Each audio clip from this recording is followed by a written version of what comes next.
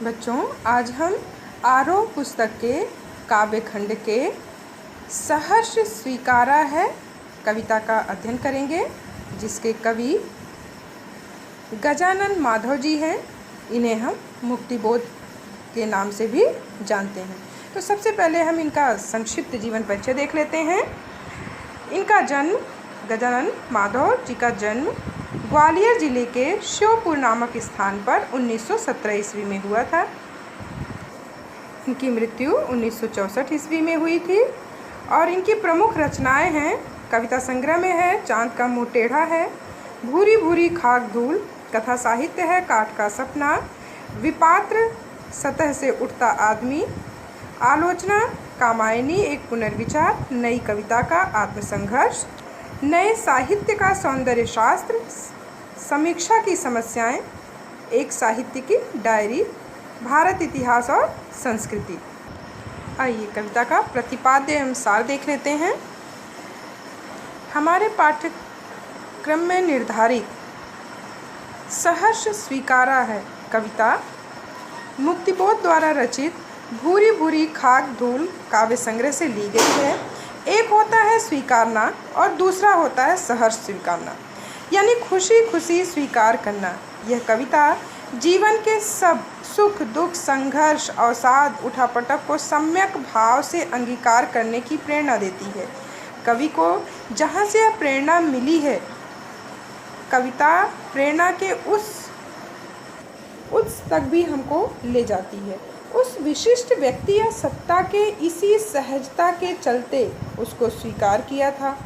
कुछ इस तरह स्वीकार किया था कि आज तक सामने नहीं भी है तो उसे आसपास उसके होने का एहसास है। प्रस्तुत कविता में कवि ने अपने किसी प्रिय को, जो कि अज्ञात है, यहाँ पर उसका वर्णन नहीं है, उसको संबोधित करते हुए ये कविता लिखी है। और अपने भावों को व्यक्त करते हुए इस कविता में कवि ने कहा है कि उसके जीवन में जो कुछ भी है वह उसके प्रिय के प्रेरणा स्वरूप उसे प्राप्त हुआ है, इसलिए वह सब कुछ हर परिस्थिति को सहर्ष स्वीकार करता है। तो कवि का वह प्रिय उसकी माँ भी हो सकती है, उसके हृदय के करीब रहने वाला उसका कोई प्रिय व्यक्ति भी हो सकता है, अथवा उसका कोई परम मित्र भी हो सकता है। तो आइए हम काव्यांश का, कविता का पहला काव्यांश देखते हैं और उसका भावार्थ समझते हैं।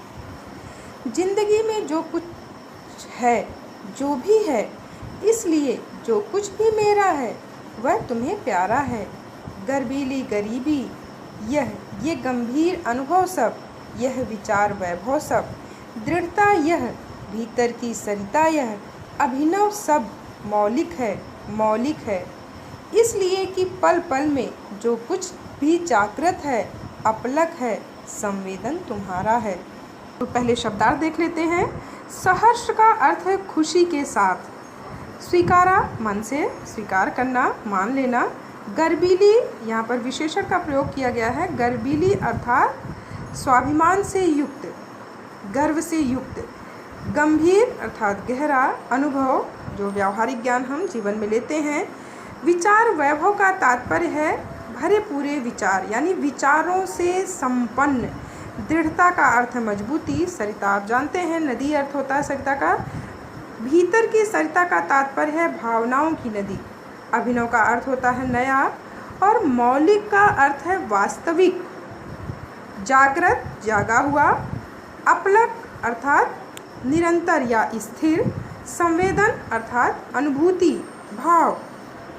कवि कहता है कि मेरी जिंदगी में जो कुछ है, जैसा भी है, जो भी स्थिति है, जो संघर्ष की स्थिति है अथवा जो खुशी के पल हैं, मैं उन सब स्थितियों को, परिस्थितियों को खुशी से स्वीकार करता हूँ। और मैं यह सब कुछ इसलिए स्वीकार करता हूँ, हर स्थिति परिस्थिति, चाहे वह दुख की स्थिति हो, चाहे सुख की स्थिति हो, जैसी भी स्थिति हो, मैं उसे खुशी से इसलिए स्वीकार करता हूँ क्योंकि मेरे पास जो कुछ भी है, मेरी स्थिति जैसी भी है, वह सब कुछ मेरे प्रिय को, अपने प्रिय को संबोधित करते हुए कवि कहता है कि मेरे उस प्रिय को मेरी यह सारी स्थितियाँ या फिर मेरे पास जो कुछ भी है, मेरी ज़िंदगी जैसी भी है, उसे अच्छी लगती है, इसलिए मैं उसे खुशी से स्वीकार करता हूँ। क्योंकि यदि वो मेरे प्रिय को पसंद है तो वह मेरे लिए भी बहुत अच्छा है। कवि पुनः कहता है कि मेरी स्वाभिमान युक्त गरीबी, अर्थात गरीबी के दिनों में, दुख के दिनों में भी मैंने जो गर्व का अनुभव किया, जीवन के जो गंभीर अनुभव लिए मैंने, जो मुझे अपने जीवन से अनुभव प्राप्त हुए, और विचारों का वैभव यानी विचारों की संपन्नता, यानी मेरा मस्तिष्क जो विचारों से भरा हुआ है, और मेरे व्यक्तित्व की जो दृढ़ता है, अर्थात मेरे अंदर जो दृढ़ निश्चय है, तथा मन में जो भावनाओं की सरिता अर्थात नदी बह रही है, मेरे मन में जो प्रेम की भावनाओं की नदी है, यह सब मौलिक हैं, अर्थात वास्तविक हैं, मेरे अपने हैं तथा नए हैं।